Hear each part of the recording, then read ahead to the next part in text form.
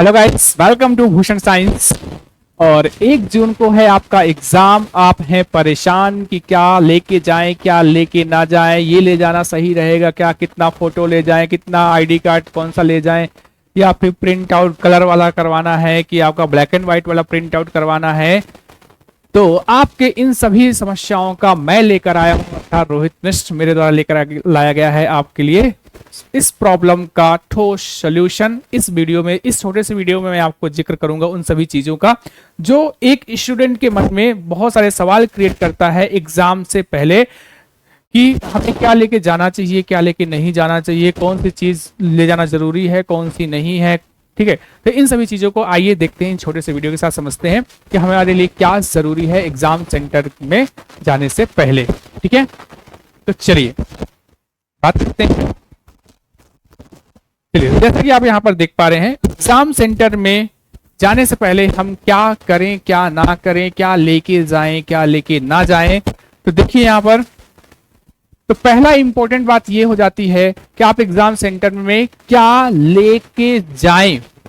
ठीक है, जो मोस्ट प्रायोरिटी है आपकी यहाँ पर, तो पहला है आपका एडमिट कार्ड। पहला क्या है आपका बेटा? Admit card. आपको एडमिट कार्ड अपना रखना है पहले। अब समस्या ये है बेटा कि admit card black and white रखें कि कलर प्रिंट रखें, तो ये आपकी चॉइस पर है कि आप कलर प्रिंट रखना चाहते हो कि ब्लैक एंड व्हाइट रखना चाहिए। दोनों के दोनों वैलिड हैं। इस बात की टेंशन मत लेना कि मेरा ब्लैक एंड व्हाइट है तो सही नहीं है, दूसरे का कलर प्रिंट है, इससे मत घबराना। आपका ब्लैक एंड व्हाइट भी चलेगा, आपका कलर वाला भी चलेगा। तो पर पहला इंपॉर्टेंट काम कि आप एग्जाम से 1 दिन पहले ये सुनिश्चित कर ले, ये श्योर कर ले कि आपका एडमिट कार्ड आपके पास है। ठीक है, ये नहीं कि कल एग्जाम है मैं सुबह पे करा लूंगा या एक रात चला जाऊंगा। तो क्या होता है कई बार कि आप ऐसा सोचते हो तो सुबह हो सकता है कोई साइबर कैफे ना खुला हो, तक कहां से प्रिंट आउट कराओगे बेटा, है ना। तो ये चीज सुनिश्चित कीजिएगा कि आपके पास एग्जाम से पहले आपका एडमिट कार्ड पूर्णतः प्रिंट होकर कॉपी आपके पास होनी चाहिए। ठीक है, फिर आपको रखना है वैलिड फोटो आईडी। ठीक है, वैलिड फोटो आईडी में आप आधार कार्ड रखिए, आप आधार कार्ड रखिए, आप आधार कार्ड को रखिए, या फिर ड्राइविंग लाइसेंस भी रख सकते हो, या फिर आप ड्राइविंग लाइसेंस भी रख सकते हो। आधार कार्ड या फिर आप ड्राइविंग लाइसेंस यहां पर कैरी कर सकते हो, दोनों ही वैलिड है। पर कोशिश कीजिए कि आप आधार कार्ड अपने साथ ले जाएं। आधार कार्ड आपका एड्रेस प्रूफ के काम आता है बेटा, तो ये आपके लिए वैलिड रहेगा। साथ में एक काम और रखना, जब आधार कार्ड रखना इसी पर, आप अपने साथ 2 फोटो, आप अपने साथ 2 फोटो लेकर जाइएगा। 2 फोटो लेके जाइएगा। कोशिश ये करना कि जिस समय आपने फॉर्म भरा था और जिस फोटो को आपने उस फॉर्म पर लगाया था, उसी, यदि वो फोटो है आपके पास तो आप लेकर जाइएगा, उसी फोटो को लेकर जाइएगा। नहीं है तो परेशान होने की जरूरत नहीं है। जो भी अभी आपकी लेटेस्ट फोटो है आप उस लेकर जाइएगा। परेशान मत होना कि फोटो के लिए आप परेशान हो गए और पेपर खराब कर दिए, इस चीज की चिंता मत करना बेटा। कोई भी फोटो हो चलेगी, हाँ लेटेस्ट होनी चाहिए, बहुत पुरानी ना हो, कम से कम 3 महीना पुरानी हो चलेगी। ठीक है, करना है रिपोर्टिंग टाइम देखना है। ठीक है, रिपोर्टिंग टाइम ध्यान से रखना। जब आप एडमिट कार्ड लेकर आते हो तो उस पर लिखा होगा एग्जाम टाइम और उसके नीचे एक पट्टी लिखी होगी, वहां पे लिखा होगा रिपोर्टिंग टाइम। तो जो आपका रिपोर्टिंग टाइम है, उस रिपोर्टिंग टाइम से आप कोशिश करो कि आधा घंटा पहले, कम से कम आधा घंटा पहले, 20 मिनट, मिनिमम 20 मिनट पहले आप वहां पर एग्जाम सेंटर पर पहुंच जाओ। कहां? रिपोर्टिंग टाइम के पहले।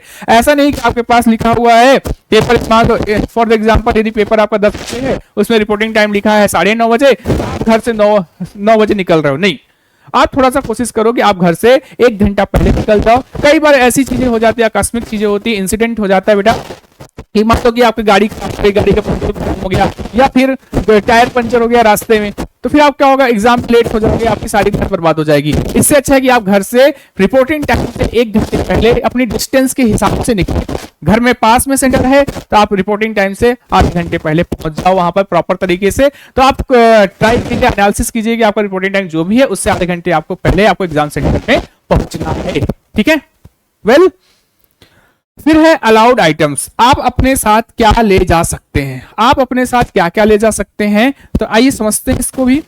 देखिए, आपको अपने साथ कुछ सीमित चीजें रखनी है। पहला, आपको ट्रांसपेरेंट वाटर रखना है। पानी का बोतल रखिए, वो कैसा होना चाहिए, ट्रांसपेरेंट होना चाहिए। ट्रांसपेरेंट होना चाहिए मतलब कि उस पर पानी दिखना चाहिए, ऐसा नहीं ब्लैक हो गया, ग्रीन हो गया, अनट्रांसपेरेंट चीजें नहीं। ट्रांसपेरेंट बोतल रखिए। एडमिट कार्ड रखिए। एडमिट कार्ड बेटा सुनिश्चित कर लेना बेटा, बिना एडमिट कार्ड के मत जाना बेटा, परेशान हो जाओगे। बिना एडमिट कार्ड के मत जाना बेटा, परेशान हो जाओगे। ट्रांसपेरेंट पेन, पेन भी आपकी कैसी होनी चाहिए, ट्रांसपेरेंट होनी चाहिए, मतलब कि उसके अंदर जो रिफिल है वो दिखाई देनी चाहिए। ठीक है, अब कौन सी वाली पेन लेके जाए, तो बेटा यहाँ पे सीबीटी मोड पर एग्जाम है, तो आपको कोई ब्लैक ब्लू जो भी है आपके पास लेके जाए, पर ध्यान रखना ट्रांसपेरेंट पेन आपको लेके जाना है। फिर है मास्क और सैनिटाइजर। मास्क सैनिटाइजर मैं इसलिए यहां पर लिख रहा हूं बेटा कि जैसे मान लो आपका दिल्ली हो गया, महाराष्ट्र हो गया, जो अभी वर्तमान में यहां पर कोरोना के फिर से केसेस दिखाई दे रहे हैं, ठीक है, तो आप अपनी सुरक्षा के लिए यहां पर मास्क और सैनिटाइजर का यूज कर सकते हैं, ये आप ले जा सकते हैं, मास्क पहन के जा सकते हैं, यहां पर आपको किसी तरह का कोई रोक टोक नहीं किया जाएगा। ठीक है, चलिए फिर उसके बाद ड्रेस कोड। कई बार क्या होता है बेटा, आप झमाझम कपड़े पहन के चले गए, नहीं बेटा, एक दिन आप कम से कम स्टूडेंट बन के जाए, एक नॉर्मल टी शर्ट पैंट पहनकर, जैसे बॉयज है तो टी शर्ट पैंट हो जाए, गर्ल्स है तो आपका जो भी है सलवार सूट है ये आप पहन कर जाइए, मतलब एक लगी स्टूडेंट है, आप स्टूडेंट हैं, कोई मुंबई के व्यक्ति नहीं है। ठीक है, एक मतलब एक होता है ड्रेस कोड होता है, आप स्टूडेंट ड्रेस कोड पर जाइए, अच्छा लगेगा, आपको भी अच्छी फीलिंग आएगी और जो आपको देखेंगे उनको भी अच्छा लगेगा, हाँ स्टूडेंट आ रहा है, एग्जाम देने आ रहा है। ठीक है, कोविड-19 की गाइडलाइन का ध्यान रखना बेटा, सैनिटाइजर लेकर जाइएगा और मास्क लेकर जाइएगा। ठीक है, और सबसे इंपॉर्टेंट बात बेटा, सबसे इंपॉर्टेंट बात यह है कि ट्रैवल प्लानिंग पहले से कर लेना बेटा। ट्रैवल प्लानिंग आप पहले से कर लेना कि आप ट्रेन से जा रहे हैं कि बस से जा रहे हैं या फिर पर्सनल व्हीकल से जा रहे हैं। यदि आप पर्सनल व्हीकल से जा रहे हैं तो यह सुनिश्चित कर लेना एक दिन पहले, 1 जून को एग्जाम है तो 31 तारीख को रात की पहले आप सुनिश्चित कर लीजिए कि प्रॉपर तरीके से हवा है गाड़ी में, आपने फ्यूल फुल करा रखा है, मतलब कि आपके डिस्टेंस के हिसाब से उतना फ्यूल है आपकी गाड़ी में। ठीक है, ये सब चीजें आप पहले से सुनिश्चित कर लेना।